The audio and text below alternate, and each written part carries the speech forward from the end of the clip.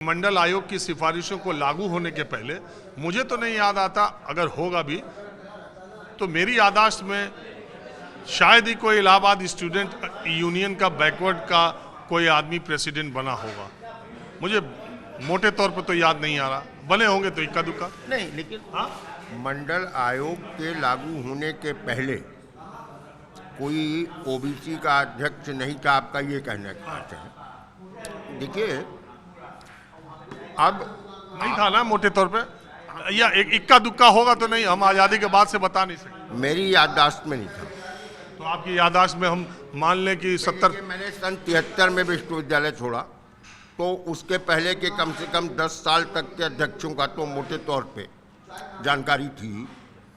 तो मुझे ऐसा कोई नहीं नजर आया कि इस तरह का कोई अध्यक्ष। उसके बाद जब मंडल आयोग की सिफारिशें लागू होने के बाद कुछ ही दिनों के बाद छात्र संघ यूनियन के ज्यादातर अध्यक्ष बैकवर्ड दिखाई दिए। अरे राजीव जी, एक बात बताएं आपको, अब इस पे अध्यक्ष मैं 4-5 का तो नाम ले सकता हूँ। आप ले लेंगे, 4-5 कर लेंगे। अब बताइए, नाम आप नहीं बताए। चलिए आप बताएं। हाँ बताइए।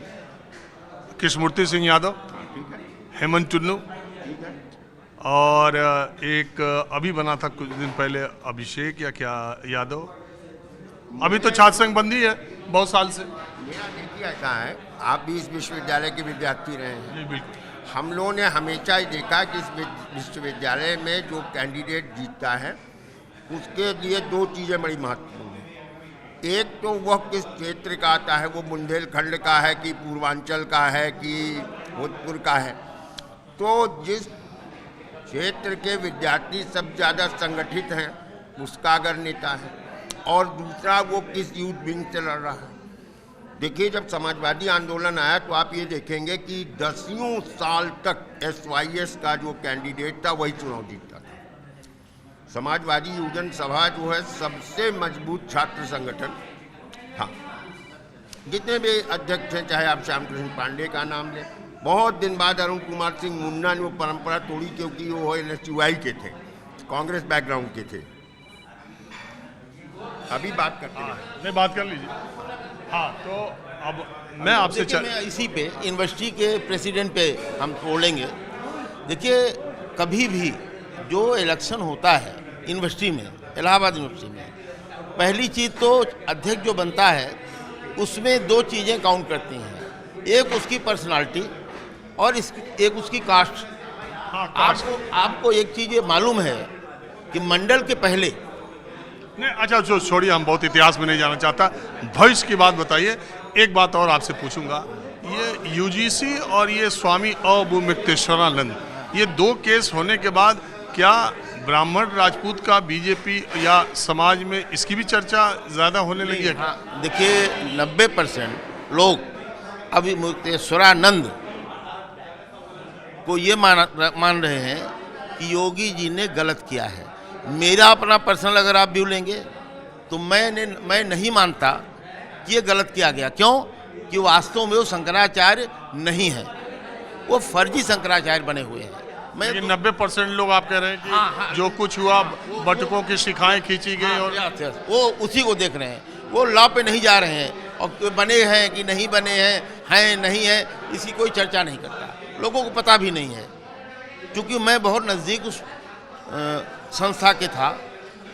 जो झगड़ा था वासुदेवानंद सरस्वती और इनके गुरु जिनकी मृत्यु हो गई अवधूतमेश्वरानंद के, स्वरूपानंद महाराज, ये झगड़ा सन 54 से राजीव चल रहा था। मैं अगर आप बैठे तो 1 घंटे में पूरा समरी आपको बता सकता हूँ। उस पर किसी और दिन चर्चा करेंगे। अब चौधरी साहब, आप इलाहाबाद हाई कोर्ट के अधिवक्ता है। ये जो मैं चर्चा कर रहा हूँ UGC की या अवधूतमेश्वरानंद की, ये सब घटनाओं ने समाज को, युवाओं को, छात्रों को जाति के आधार पर और बांटने का काम किया है क्या?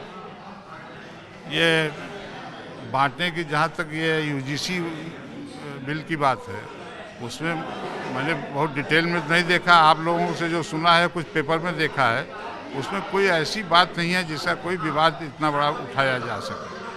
और जो लोग उठा रहे हैं किस कारण से उठा रहे हैं, या समझ नहीं रहे हैं या समझना नहीं चाहते हैं। क्योंकि उसमें किसी के साथ कोई ऐसा भेदभाव नहीं हुआ है जैसे अपर कास्ट लोग या बैकवर्ड ये सोच रहे हैं कि अगर उनको भी मिला लिया जाएगा। उसमें मिला है क्या? अगर अपर को मिला लिया गया तो फिर कोई मतलब ही नहीं रह गया उसका। उनके लिए प्रोटेक्शन पूरा है, अपर के लिए भी और बैकवर्ड के लिए भी, मैं जहाँ तक समझ पाया हूँ अभी तक। तो उसमें किसी के साथ कोई ऐसा भेदभाव नहीं है, कोई ऐसी बात नहीं है। लेकिन अब विवाद चल रहा है जिन लोगों के बीच। जैसा पांडे जी कह रहे हैं कि 2027 के चुनाव का मुद्दा यूजीसी वो बन सकता है। ये तो लोगों के अपनी परसेप्शन की बात है, अपने समझ की बात है। अगर जो लोग समझ रहे हैं उसमें मैं नहीं मानता कि पूरा अपर कास्ट या पूरा बैकवर्ड क्लास उससे आंदोलित हो जाएगा। हो सकता है कुछ पॉकेट में हो, कुछ जगह हो, कुछ लोग हों, होते हैं हर उसमें। और ये जो मुद्दे अभी मुक्तेश्वरानंद का हो रहा या और भी जो मुद्दे आजकल ब्राह्मण राजपूत जाति उसका जमीन पर खासकर कॉफी हाउस में चर्चा है। ये चर्चा जरूर है, कुछ लोगों में है चर्चा इस बात की। अभी मुक्तेश्वरानंद को अब तो बाकी और पीठ वालों ने भी रिकॉग्नाइज कर ही लिया है। जितनी पीठ हैं मतलब शंकराचार्य की, उन सब ने रिकॉग्नाइज कर दिया है। तो पहले तो ये था कि 2 ने किया था, अब तीसरे ने भी मान लिया है। ये पुरी के शंकराचार्य भी मान गए हैं उनको।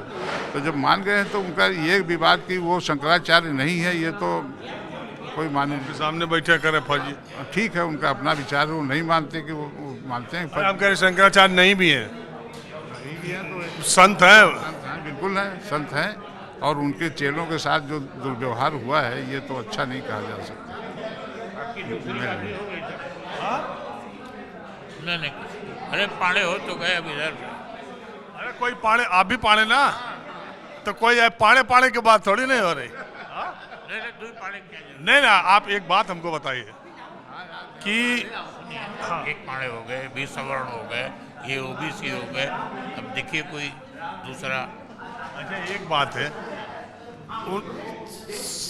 सर तो छत्री सिंह बोले, मैं समझ गया कि पाड़े जी बोले, मैंने इनसे तो नहीं पूछा, आपने तुरंत कह दिया कि चौधरी। अरे चौधरी तो टाइटल नहीं, बंगाली हो तो हमको क्या मालूम चेहरे पे किसी के लिखा। आपने तुरंत कहा एक बैकवर्ड हो गए, एक पाड़े हो गए। बड़े बैठे तो चारों साथ है। एक बात और बड़ी महत्वपूर्ण हुई है, देखिए अगर आप इसका विश्लेषण करें तो 90 का दशक जब शुरू हुआ तो फर्स्ट जनरेशन बच्चे गांव के विश्वविद्यालय पहुंचे और उसने जो सवर्ण मोनोपोली थी उसको ब्रेक किया। और उसके बाद जब इलाहाबाद विश्वविद्यालय केंद्रीय विश्वविद्यालय हुआ तो अर्जुन सिंह MHRD मिनिस्टर थे और मेरे सामने, मैं उस सभा में था, यहाँ के विश्वविद्यालय के पदाधिकारी, यूनियन के छात्र संघ के पदाधिकारियों ने उनका अभिनंदन किया।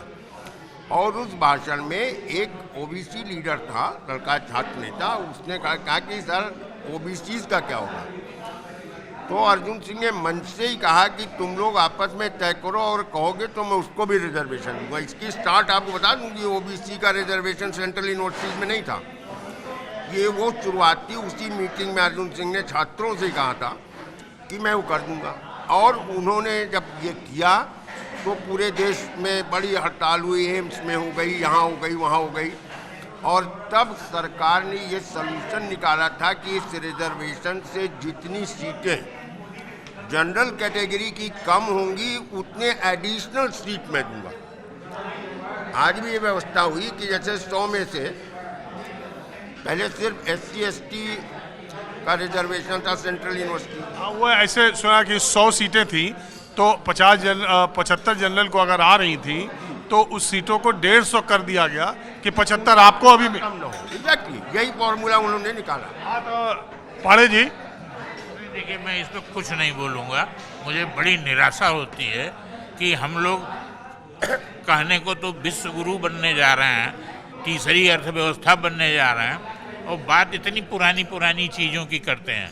हाँ, 145 करोड़ लोगों के सामने अभी मुक्तेश्वरानंद शंकराचार्य हैं या नहीं हैं, यही सबसे बड़ी समस्या हो गई है। कितनी दुख की बात है। चीन, जापान, हम लोग अमेरिका, इनके मुकाबले करने के लिए जाए कि यूजीसी का नियम क्या है? मैं इससे बहुत निराश हूँ कि हम लोग इतना पीछे क्यों देख रहे हैं। हमको भविष्य की तरफ देखना चाहिए। अरे अभी हुआ तो था AI समिट, तो इसकी तरफ भी देखना। नहीं, ये सब प्रचार के लिए है, सब प्रचार के लिए था। गंभीरता से काम नहीं हो रहा आगे जाने के लिए, खाली भाषण में हो रहा है कि हम नंबर 3 पे आएंगे, 5 में आएंगे। जो उसमें हो रहा है वो नहीं हो रहा, उससे मुझे निराशा है। हम लोग इतनी पुरानी पुरानी बातें जिसका अब कोई रेलिवेंस है ही नहीं, कोई महत्व है इस बात कि ये अभिव्यक्त ईश्वरानंद शंकराचार्य है या नहीं है, रह जाए। ये कौन सी बात है? 145 करोड़ के देश में ये कौन सी समस्या है कि एक आदमी शंकराचार्य है कि नहीं है? राजीव जी, आपके हिसाब से क्या?